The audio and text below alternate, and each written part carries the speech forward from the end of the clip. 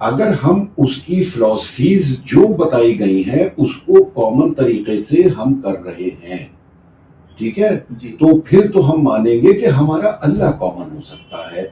वजह यह है कि जो भी नाम आप उसको दे दीजिए, जिस नाम से पुकार लीजिए, अगर हम ये मानते हैं कि एक सुपर पावर है, उसका क्या नाम है इससे कोई मैटर नहीं करता। नहीं, ये क्यों मानते हैं? एक ही सुपर पावर है, तीन नहीं हो सकते। बस यही मैं आपसे कह रहा हूं, अगर कोई चीज तीन है तो वो सुपर नहीं हो सकती। Super means having all the commands.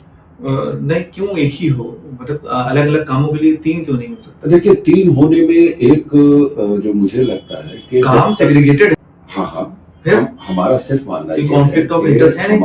मानना ये है कि आप यकीन जो करेंगे वो उस चीज पे करेंगे जो सबसे बेहतर और सबसे ऊपर है।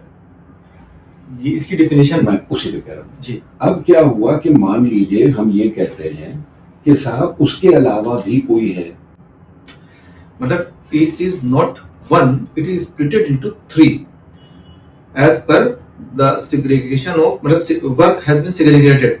तीन हो गए तो एक क्यों कह रहे हैं आप? ये तो मैंने कहा इसी को फेक कहते हैं।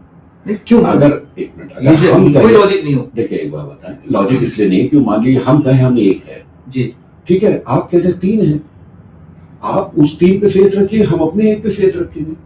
देखिए इसमें कभी भी लड़ाई सुपर पावर की आपस जो कहते हैं जो सुपर नेशनल पावर है उसकी आपस में कभी लड़ाई नहीं होती जी।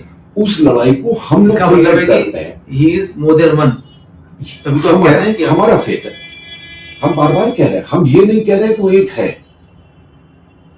इस वक्त जो मैं डिस्कशन में बात कर रहा हूं, मैं ये नहीं कह रहा हूं कि आप भी कहें वो एक है जी। मैं ये कह रहा हूं, मैं मानता हूं कि वो एक है जिसको मुख्तलिफ नामों से लोग पुकारते हैं, जिसको लोग मुख्तलिफ नामों से उसकी इबादतें करते हैं, मुख्तलिफ तरीकों से करते हैं।